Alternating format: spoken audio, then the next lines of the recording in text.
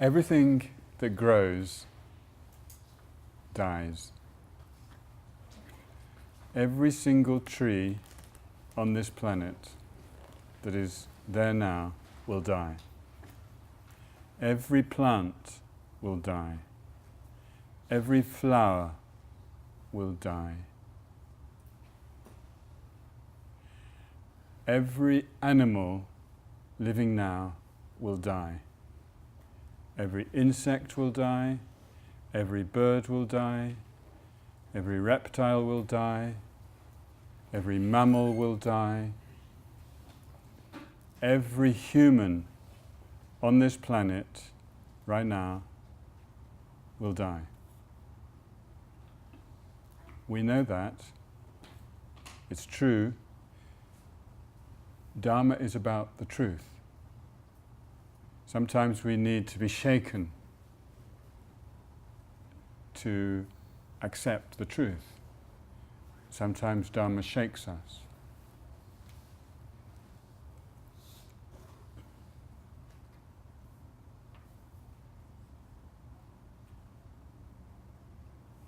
Things which are inanimate, in other words, they don't have mind, they also will come to an end. Every car in the street or on the roads throughout the world will come to an end. Every building will come to an end. Every city will come to an end.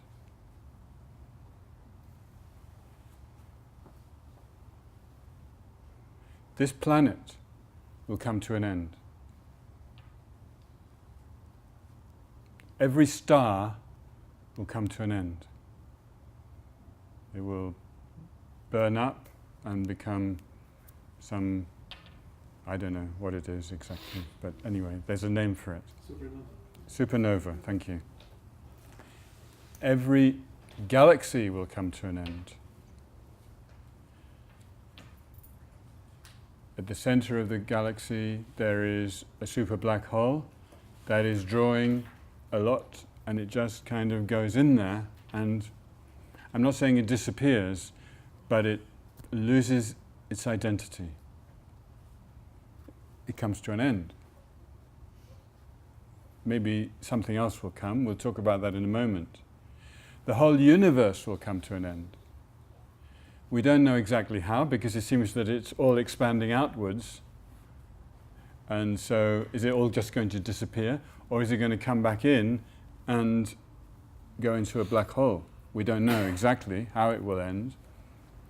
In the Buddhist teachings, all this is taught, including the end of every universe, not just one universe.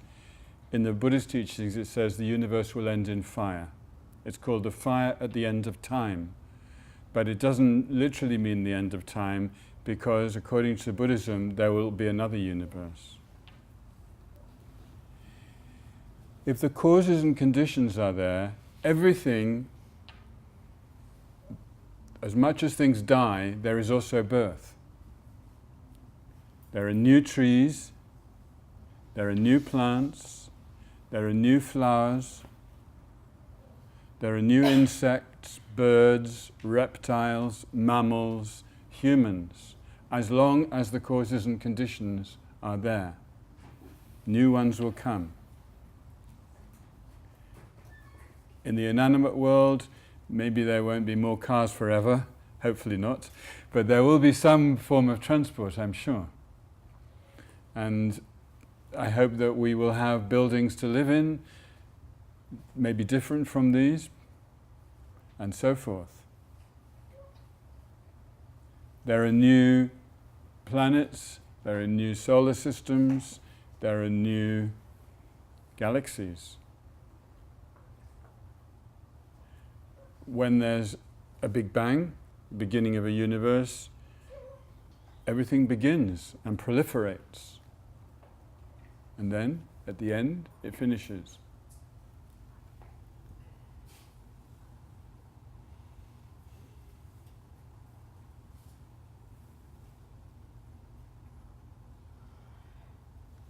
What about oneself? What about this person? sitting here, on this seat, right now. She or he will die, that's for sure. What does that mean? This body is what we say finite. It means it can only last so long, just like the flower. It can't live forever. The body cannot live forever. So then the question, is the body all we are? Are we only a body? Just ask yourself. When you're meditating, is your body meditating? Sure, you put your body into a posture for meditation, but is your body doing the meditation? Just ask yourself. What is your experience? I'm not trying to tell you that the mind isn't the body, but from your experience, you know that when you're meditating, your mind is meditating, it's not your body meditating. What's happening when you are dreaming? Your body is completely still. During dreams, the body doesn't move. It only moves in between the dreams. What is dreaming? Not the body.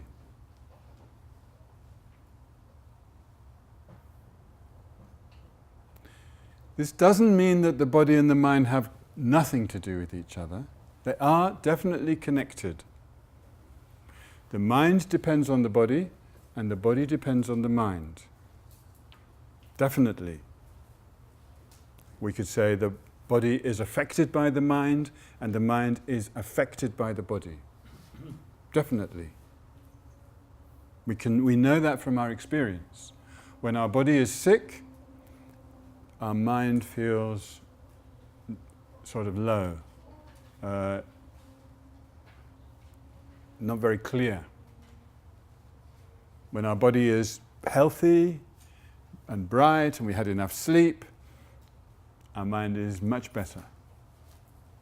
Similarly, when our mind is confused or unhappy, depressed, stressed, our body starts to also feel a little bit sick.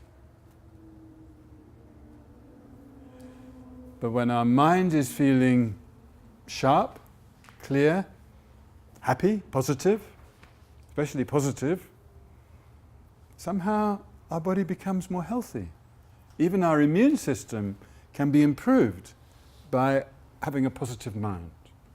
Yeah? So definitely, there's no question, they affect each other. And how they affect each other is through energy. The energy that flows in our body is very connected to our mind. Very connected. This is why the breath meditation is so effective. When you do the breath meditation, your mind goes with the breath, and your mind stabilizes. Your mind becomes calm. And when your mind becomes calm, your body is good. I won't say relaxed, but there's a certain relaxation, but it's just that your body is okay. Your body is okay. You feel your body, it's nice, yeah? In fact, when the meditation is very good, you don't even notice your body. It's not troubling you like normal. Your body's just taking care of itself, yeah? Because the breath is like the life, the vitality of the energy in the body. And when your breathing is stable and your mind is going with the breath, this is gradually stabilizing all the energy throughout the body. So this meditation alone, even if you only do that meditation, it really is going to be good for you. And actually, you can also really develop your mind with that meditation.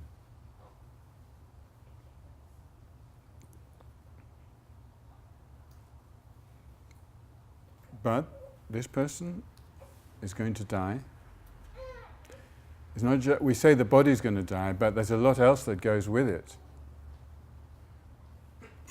I mean, this life, this whole life, and everything that we connect with is going to finish for us. All our possessions are no longer our possessions the moment we die.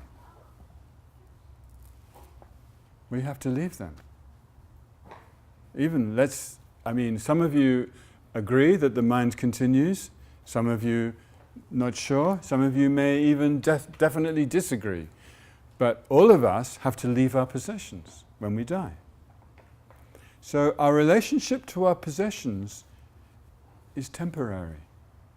It only lasts a certain length of time. So why do we make so much fuss about it? If possessions do bring us happiness, it's only temporary happiness. It's not reliable, stable happiness. This is one of the teachings of the Buddha, to reduce attachment. Actually, we become happier with less attachment. When we accept that our possessions are temporary, our relationship to them changes.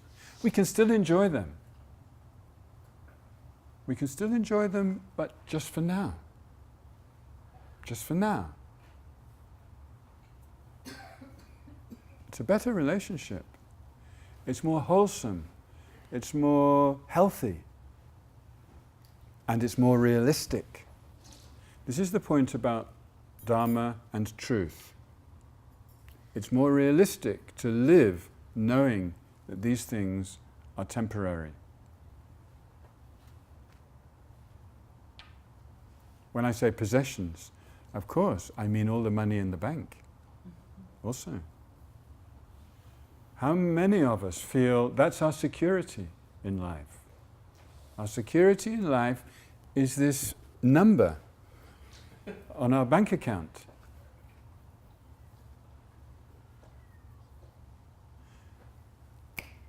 We just have to die and it's gone. It's irrelevant. It's meaningless to us. Of course, it's meaningful to the next person who gets that. That's different. But to us, it's the end.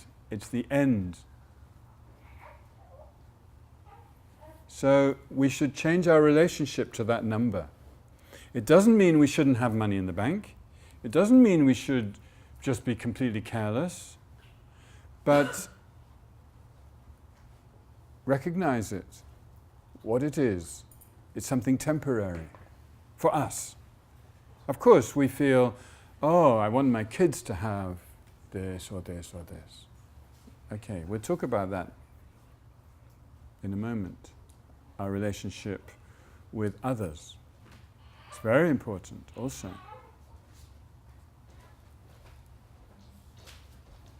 The others in our life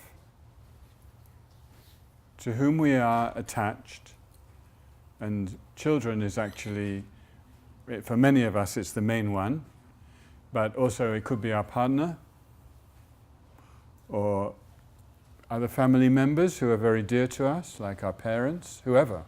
Okay, we're all different. Thank you so much. It's okay. I'm sorry to say, but they will also die.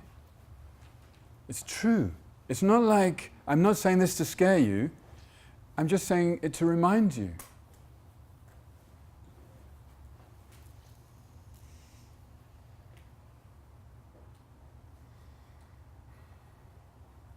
What you know already.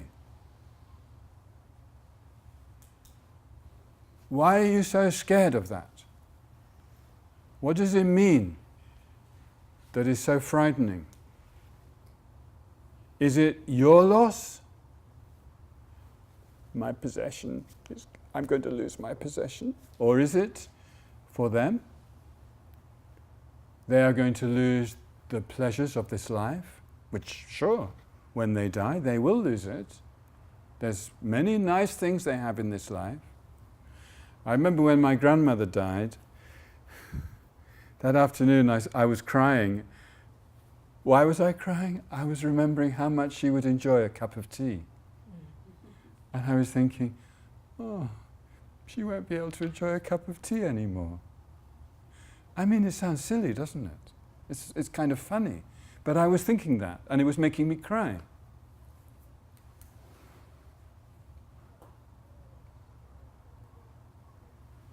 Our emotions are very, very tied up with life and death.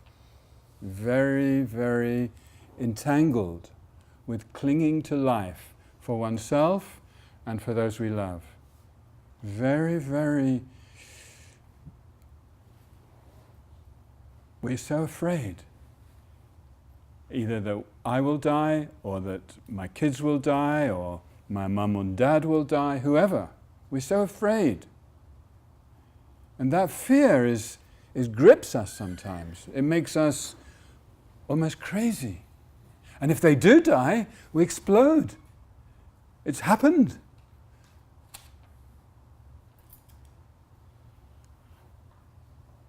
But all that's happening is nature. All that's happening is nature. When the flowers die, we don't explode. Even if the tree in our garden dies, we just accept it. We take it out, maybe we put another tree there. We're not so attached to those things. But with our loved ones, we are very, very attached. I'm not saying it's bad. It's part of nature to be attached. When we're a baby, we are attached. And also, the parents are attached, and it's healthy. It's necessary. If we don't have this attachment in infancy, we don't grow up very well. We can't relate to others. So we need that. But growing up is also accepting reality. Reality includes death, whether we like it or not. And death means the breaking of the attachment. The breaking of the basis of the attachment, which is that continuing relationship in that physical form.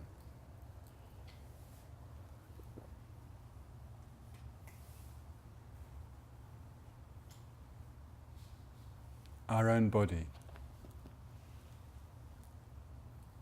It's hardwired to die. It's definite to die. It's part of its biological reality to die. Is there a set time when it will die? Will we die when we are 90 or maybe 95? Or maybe tonight? Let's be honest. We have to be realistic. We don't know. We don't know. Our body will die.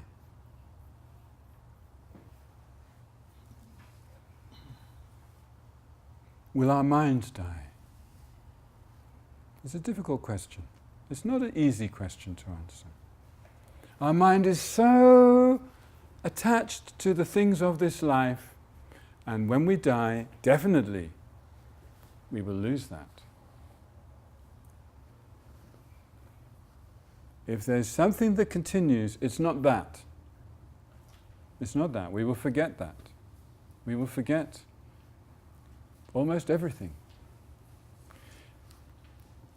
To find the level of mind that does not die is not easy. It's not easy. It's a very deep level or subtle level of mind that does not die.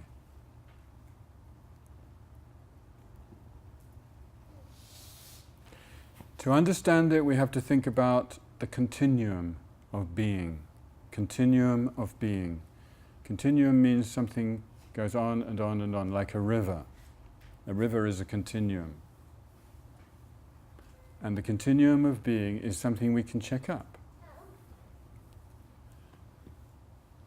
The person sitting here now, is it the same person who came in the door? Not really. But in one way, yes. Okay, this helps you to understand what I'm saying. You have changed since you came in the door. Your body has changed, your mind has changed. The person sitting here now is actually a new person, but it's in the same continuum as the one who came in the door.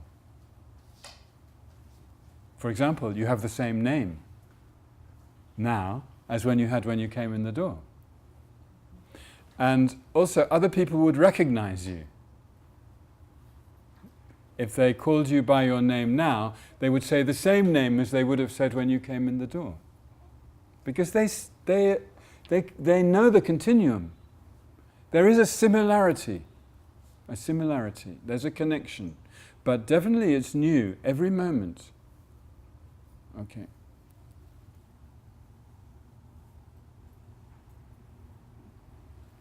There's a continuum of the body and a continuum of the mind. The continuum of the body goes back to when our mum and dad had a nice night together and we were conceived. Something like that happened. I mean, of course, we don't know the exact story mostly, but nevertheless, something happens. And there was this little two cells coming together, beginning of our body. And where did those two cells come from? Our mother and father got them from their mother and father. The continuum of those cells is going back and back and back and back and back and back and back and back. Right back through the tree of life, through the evolution of the species. That's why we have part of our brain which is reptilian, because we connect back. We connect back. We could say that the continuum of our body goes right back to the Big Bang, because we're made of atoms that are in cause and effect, continuum, right back to the Big Bang. Where that came from, it's not exactly clear to the modern science, but there's some different theories. Maybe it's the other side of a black hole, for example. A coming into being after a dissolving into darkness. Something like that is possible.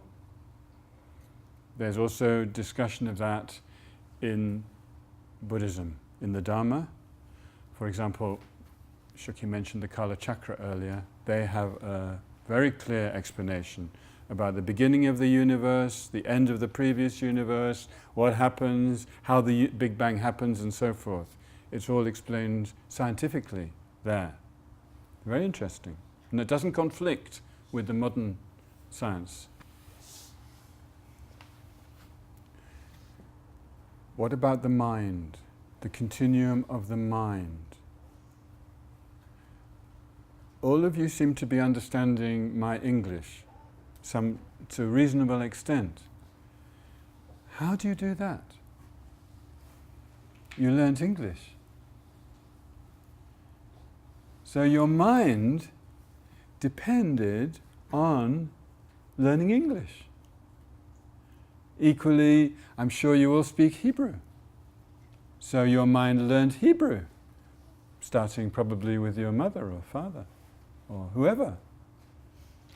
All of this is part of the continuum of the mind. We learnt everything else. We learned how to eat and drink and go to the toilet and all the rest of the things we know. Many of those we were taught by others. Some we learnt for ourselves. But the mind is always moving, changing, developing. What we learn, we build on our previous knowledge. Most of what I'm saying today is not difficult for you because you already know it. I'm not actually telling you anything new. But nevertheless, you're connecting it with your previous knowledge and checking, is what he's saying true? Does it make sense? Is he inventing something? Is there something I should question? This way you are learning. This is how learning takes place. To learn is to create knowledge. In your mind there is a lot of knowledge, and it's based on your learning. And when you die, most of it just kind of dissolves. But the potential can remain. The potential. This baby that we have here, it's going to learn language very quickly. Jonathan. Yeah, I know, yeah. Jonathan will learn language very quickly. Why? Because he already has imprints, we say in Buddhism, from previous life, to learn language. If he learns Hebrew very quickly, it probably means he was Israeli before. If he finds it difficult to learn, maybe he had another language. But it doesn't matter. Whatever language he had before, he has the imprints for language, which means to associate words with objects. And most of us, as soon as our mother or somebody teaches us, this is a glass, this is water, we remember it. Because the imprint is there already. As I say, if the language was different in the previous life, or maybe for many eons we were a slug, this was also happening. Maybe it's going to be more difficult. Some of you might think, oh, I'm not good at learning. Oh, well, maybe it's all new to you, or relatively new. Or you think, oh, I'm brilliant, I learn things very easily. It just means that it's familiar. The mind carries the imprints from life to life, and it takes a new body and a new social context, a new environment, new culture sometimes. I don't know, is it a new culture?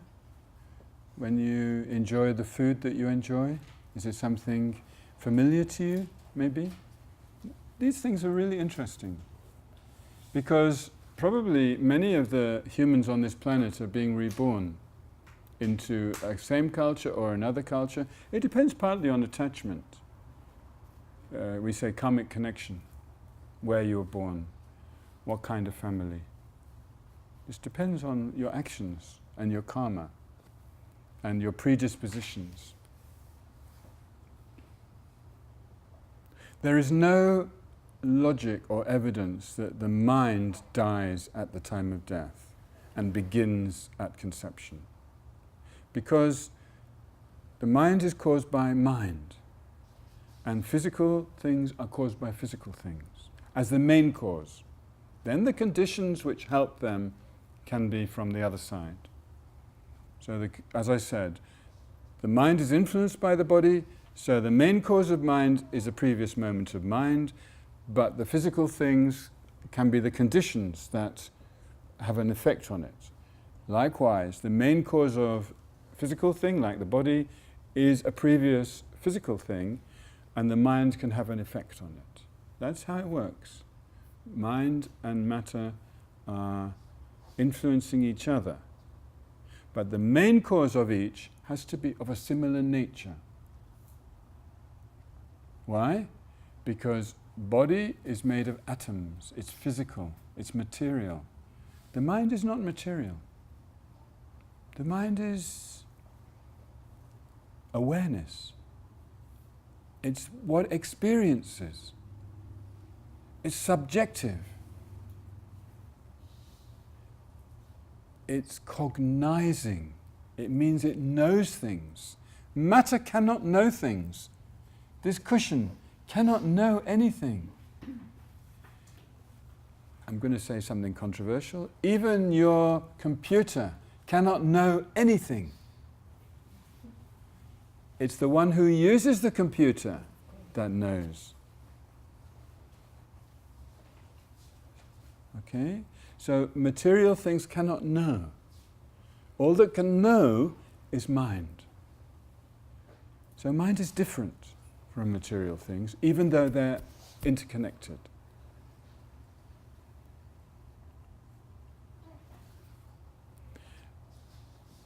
So when our loved ones die,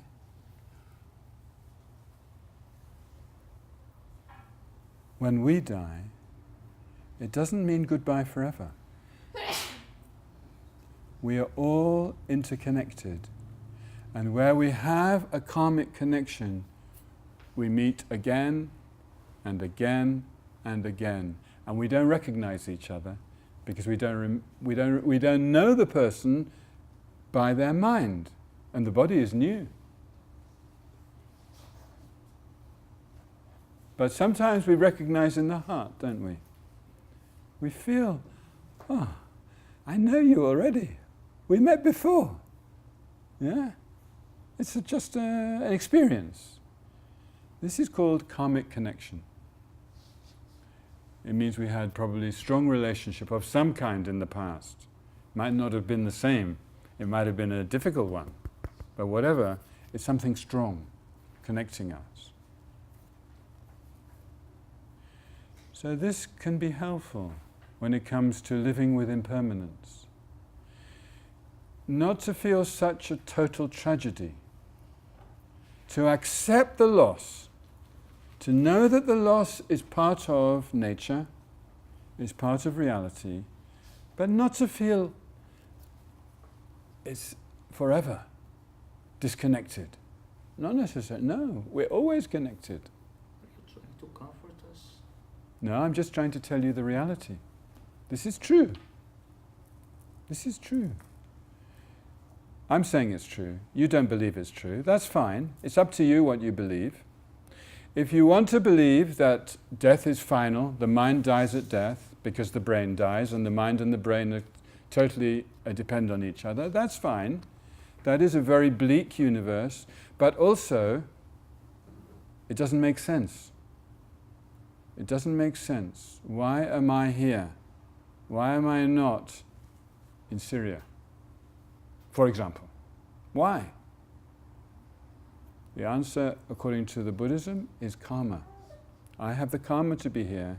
I don't have the karma right now to be there. Things can change, but right now, that is what brings me here. If the universe was completely random, in other words, it just depends on luck, of course, then we can say, oh, well, God rolled the dice and I ended up here. I don't think that's logical. You might like it. That's fine. You can live with that belief. That's fine. And then when your end comes in a few years' time, or maybe tonight, we don't know, then you will just take what comes. That's fine. But then I have a question. You do. If this is the situation, then I have a question. You do. An egg and a Yes. sperm Yes. are both materials. Yes. Mind is not matter. That's right. So how from two things that are matter came something that is not? It doesn't, because there's a third thing that comes at the moment of conception. That's a question for him. For me? Okay. All right. Yes? There is a point of belief. Sorry, quiet, listen. Yeah? There is a point of belief. Yes? And it is okay, you choose your belief. Because at the level that I am, okay, Mm-hmm. I think Buddhism enforces checking. This is a belief, because we don't have evidence Don't what we? is happening after death. Really? Are you sure? In my experience, You don't have, in your experience, okay. I think that, and it is okay, it is a choice, Mm-hmm. whether we choose to believe Mm. in one way or we choose to believe in another way. Okay. But I don't think we have to jump No. Conclusion. We should not believe something just because somebody says so. And in that respect, everything must be checked. Do you believe that 2 and 2 makes 4? I checked it. Yeah? And you believe it? Or do you know it? I checked it. Yeah, and is it true? To my knowledge and experience, yes. Is it generally true? I don't know. Really? I don't know. I don't know. Where I stand, where I am now Yes. is, and this is most appropriate with where I am. Mm. I'm open. Yeah, I that's... don't know. Mm-hmm. I understand the benefits of believing Mm-hmm. in reincarnation. Mhm. Not only suing the fear of death, Mm-hmm. but deeply, Mm-mm. because you change your way you behave and everything. Mm-hmm. But I'm open to everything, because it can be that there is a unity between the body and the mind and what we call monolism, that we need a mind, and the thing that remembers is the mind through the genes, and this is why we can understand the language and so on and so forth. This is evolution. And when the mind, this huge, not fully understood yet apparatus, stops to exist, this beautiful mind stops to exist. This is an option. And I think that if someone sits and comes to seeing its previous lives, okay, so then one knows Mm. where we are, we believe. I am. Where I am, this is a belief. Okay? Mm-hmm. I understand. Thank you very much. I think that I can relate to what you said. That is exactly how I felt when I first started to engage with Dharma. I will give it a try. I will believe in it and see if that helps. And it did help. But believing it just because it helps isn't quite enough. No. So then we want to check more. So then there are different checkings that we can do. But until we know, it's best to just say, my mind is open, exactly like you said. Thank you very much. I think that speaks for many people here, to just say, yes, my mind is open, I'm not completely sure. That's okay. It's better to keep an open mind until we know. But I just want to mention that reincarnation is not only in Buddhism. Reincarnation is something that has been that authentic to Buddhism as well as in other. Almost every culture in the world, Right. apart from recent scientific culture of the last few hundred years, believed in reincarnation. Almost. Right. You go to Australian Aboriginal culture, they believe in reincarnation. You go to many, many cultures, you find that. So the uniqueness of In Jewish, yeah? Okay. It is not necessarily. Okay. It depends upon the... Still the chances to have next life or only one life, this life, it's 50-50. We don't know really. Okay. So at least for that we can keep it open. At You least, don't or have at the least other. open. Those who want to keep it open can keep it open. Those who feel sure can stay sure.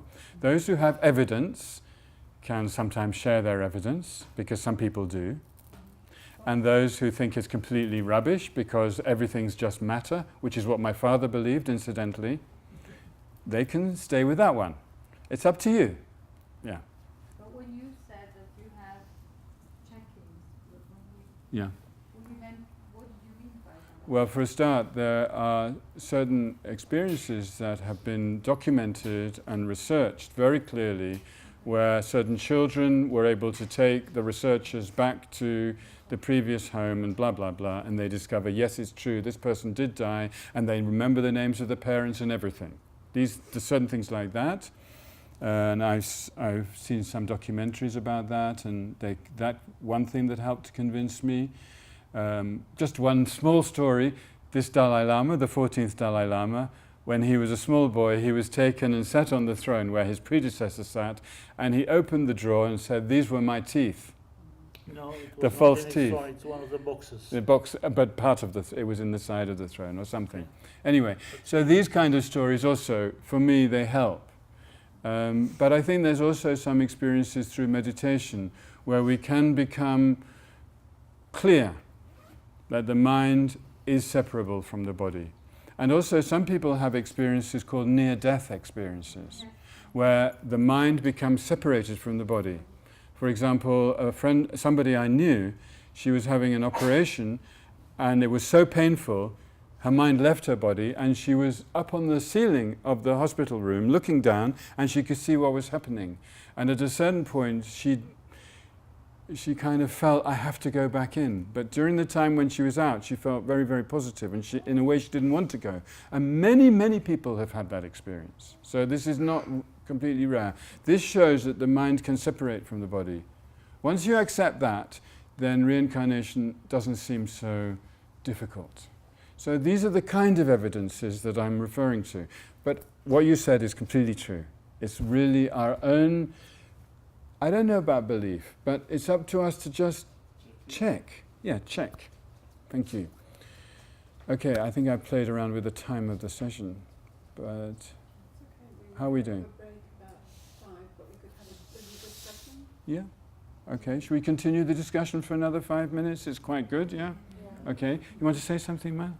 I am wondering, not the first time in my life, why do religion and philosophies need this concept of heaven and hell? And for me, Buddhism, with the inventing of the concept of karma and reincarnation, answers the same question. And the question is one, namely to give us an answer to our not understanding what's happening here. Why are we good and we get evil back? Why in Jeremiah in the Bible said, why did the way of the evil people succeeded? Namely, we need to have a sense that this is not complete chaotic system, our life. So the Jews and afterward the Christian and Islam followed us by inventing hell and heaven. To my humble opinion, this is the need that caused Buddhism to invent all this huge building, which is not necessarily, according to my humble opinion, really, it's not needed for the basic Buddhism concept as far as I understand it, which is fascinating. But as Stalin said about religion, I don't need this hypothesis. We don't need it in order to appreciate and to be astonished by Buddhism and the concept of the analysis of the human soul and suffering. We don't need all this hypothesis which make all the things, depending on not knowing and yes knowing and playing with words. Am I the same person, not the same person, mind and matter? I don't need it. Okay. Buddhism stands... You don't need it, so don't take it. No, but I'm asking you... No, you're not asking me anything. No, I'm asking... You're actually telling me that you know better than the Buddha. No. You are. In your humble opinion, the Buddha was wrong. That's fine. That's your choice. No, I'm asking why. I am asking why do you feel that the Buddhism needed this concept? Really, I don't think that the Buddhism needed truth. I really believe this is true. Mm-hmm. And I don't want to say I know it's true because that would be a little bit arrogant. But I'm more convinced than the word belief really. The word belief gives a sense, which is what you're giving it. Oh, you need to believe in this to comfort yourself so that you know that you'll live again and you're not going to finish at death. This is what my father I spent many hours arguing with my father, and you are taking his role right now. That's fine. You're probably a little older than me. Maybe no, we're the same. Yeah. I'm closer to death than you. Always remember it. Oh, not necessarily. Not necessarily. No, not necessarily. statistic is on my side, excuse me. I have lived already 71 years, you didn't. That's congratulations. מה? אני כבר הצלחתי. I think though there's something serious in this, in a way, that there are Buddhists that don't, or they say they're a Buddhist, but they actually don't. Really? There are people like this? There's somebody in England who has written Buddhism without beliefs, for example, Really? and he doesn't accept. It's written in Hebrew also. Okay, he doesn't accept reincarnation, and Stephen Batchelor. What was the name of But it? to me, it really does lose something, because I can believe that it's worth making my mind clearer for this life. It really makes sense to me that even if nothing this wasn't true, then it still makes sense to develop my mind, even for now. But it kind of, it's pretty limited, isn't it, what I can get in one lifetime. So for me, I particularly think there's a richness in the understanding that the mind continues, and that the qualities and the deeper things that you realize in this life, that you can keep working on those. And in some ways it makes sense to me, because why was I interested even in Buddhism? I grew up in a country that was not Buddhist, and I wasn't satisfied with what I heard. And it's because I felt and then when I hear Buddhism, I feel like I'm coming home. It's like, so this continuation, it goes so much deeper if it can go longer than one lifetime. But it does still make some sense to me to at least do it this lifetime. I have a point also. It's always the Dalai Lama said a very nice point which I like. First of all, he didn't say, I heard from somebody else, it's very beneficial to think about next life. Even it's beneficial and calming, what you don't like very much. But I think also he's always said that when you have an exam, you can not to learn anything, just go without any learning. And then you go, and then you have an exam, and then you're terrified when you die. But if you know that there is an exam and you prepare for the exam, so when you die, you are ready for the exam. Then you'll be a bit afraid, you'll be a bit cautious, but you know what to answer if there is something. And if there's not, so you learn something beneficial that suits other people's life and suits your life also in a nice way. No one has any proof that there is no reincarnation either. No one has any proof of that. Thank you. Okay. I think we could benefit to continue the discussion informally with a drink. Yeah. Okay. We'll come back after the break. Thank you.